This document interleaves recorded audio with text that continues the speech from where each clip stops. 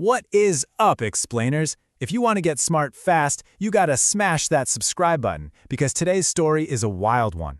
We're about to decode a bizarre mystery where internet memes and a political assassination crash into each other. You are not gonna want to miss this. Okay, let's dive right in with a little puzzle. What on earth could possibly connect these next three things? First up, we've got a classic Italian protest song, a real anthem for resistance fighters. Next, something completely different. A super niche, very online meme, straight out of the furry subculture. And finally, something you'd find in a gamer's playbook. A cheat code for the super popular video game Helldivers 2. So, what's the connection? Well, the unbelievable answer is they were all found engraved on the bullet casings at the assassination site of conservative activist Charlie Kirk. Yeah, this might just be one of the weirdest crime scenes investigators have ever seen, and we need to decode these clues. So, the first casing said, "Notice his bulge. Oh, what's this?" And no, I am not making that up. This is a deep-cut meme from furry culture, known for its, let's just say, particular brand of online roleplay. Wild, right? Then, on another casing, you have Bella Ciao. So we've just jumped from a niche internet meme to a historic, globally recognized anti-fascist anthem. The range of references here is just insane. And this one is for the gamers out there. Investigators also found what looked like controller inputs for the massively popular game Helldivers 2. It's literally a cheat code engraved on a bullet. And to top it all off, we have a total throwback to classic middle school level internet trolling.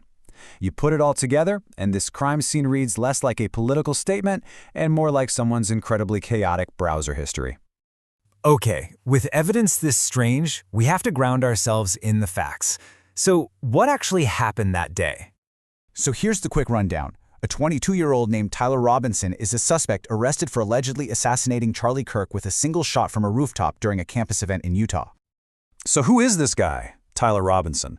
Well, the details that are coming out paint a picture of someone who was living a profoundly online life. And this is where those two worlds just collide so violently. I mean, on one side, you got the profile of a terminally online person, an obsessive gamer, totally fluent in meme culture. And on the other, the brutal, calculated reality of a political assassination.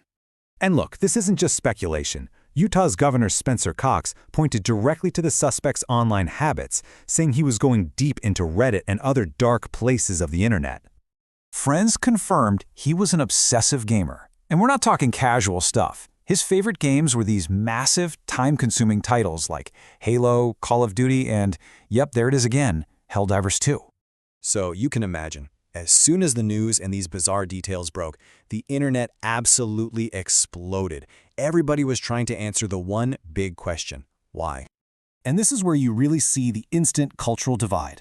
Online, a lot of right-wing voices immediately pointed to the suspect's roommate, who is a trans woman, and started framing the motive as transgender ideology. But the authorities have been very clear that the motive is officially unknown. The governor did confirm the suspect was in a relationship with his roommate, but also made a point to say that she has been incredibly cooperative with the investigation. So all of this, it brings us to the biggest and frankly, the most disturbing takeaway from this whole thing. Utah's governor really summed it up perfectly. When he was asked about those bizarre engravings on the bullet casings, he called it evidence of the memification that is happening in our society today. So what this case really forces us to look at is this. We are watching a moment where the detached, ironic, and often absurd language of internet culture might have just become the script for a horrific, real-world tragedy. And it leaves us with this massive, really unsettling question for our time. When everything can be turned into a joke, what is even real anymore? This is a conversation we all need to be having. Let us know what you think in the comments, and if this explainer made you think, subscribe for more. Thanks for watching.